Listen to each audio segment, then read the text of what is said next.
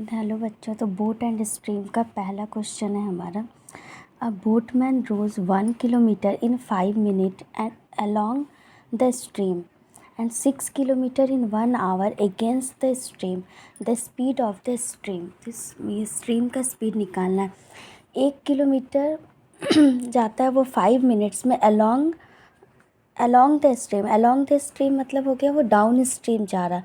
और 6 kilometre in 1 hour against the stream, तो वो जा रहा है अप स्ट्रीम जा रहा है। तो the speed of the stream क्या होगा? तो boatman rows 1 kilometre in 5 minute. 1 kilometre जा रहा है वो 5 मिनट में अलॉन्ग द स्ट्रीम। तो अब हम यहाँ पे निकाल लेंगे। अलॉन्ग द स्ट्रीम बोल रहे हैं यानी अप स्ट्रीम पे, नहीं अलॉन्ग द स्ट्रीम बोल रहा है डाउन स्ट्रीम। ठीक है, डाउन स्ट्रीम।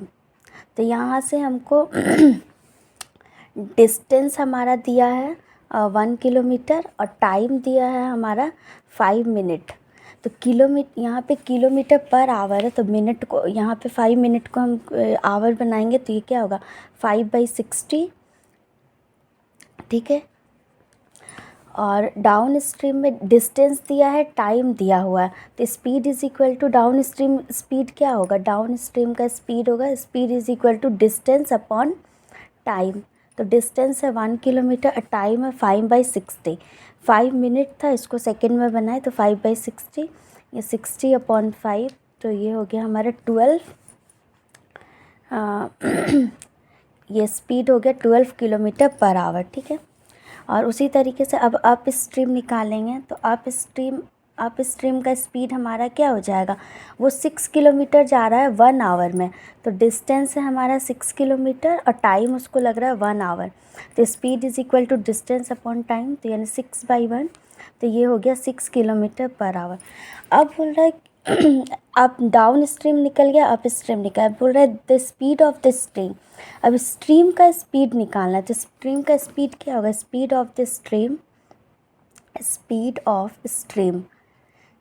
ऑफ स्ट्रीम होगा down stream minus up stream divided by 2। तो डाउन स्ट्रीम हमारा कितना है 12 किलोमीटर है और अप स्ट्रीम है हमारा 6, तो डिवाइडेड बाई 2 करेंगे तो ये हमारा क्या निकल गया 6/2।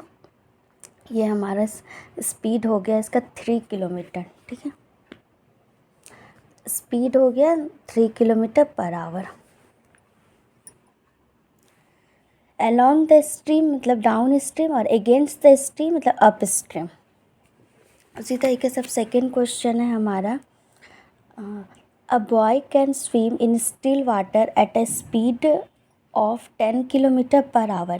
If the speed of the current would have been 5 kilometer per hour, then the boy could swim 60 kilometre. तो अब बोल रहा है कि वो डाउन स्ट्रीम अप स्ट्रीम में उसको कितना टाइम लग रहा है। एक बॉय स्विम कर रहा है स्टिल वाटर में at the speed of 10 kilometre. तो बॉय का स्पीड कितना हुआ? Speed of